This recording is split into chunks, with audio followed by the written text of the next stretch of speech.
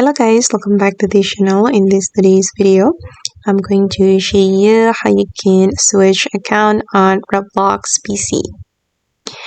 Okay, let's get into it guys. Here I have opened my Roblox application on my PC, and as you can see guys that there is no option to switch an account on Roblox PC. I'm going to try to select more option, but here there is no option to switch the account.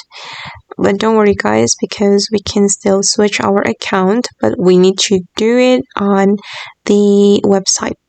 So you can go to your browser and open up the roblox.com. Okay, and this is my first account on Roblox, and I'm going to click on the account, and okay, this is my account. And if you want to switch account guys, you can click on the setting and click on switch account. Okay, as you can see I have already logged in two accounts here on Roblox, and then I'm going to switch it to this account. Okay, that's it. Okay guys, and that's all the way to switch account on Roblox PC. I hope this video will be useful for you. Thank you so much for watching, and bye.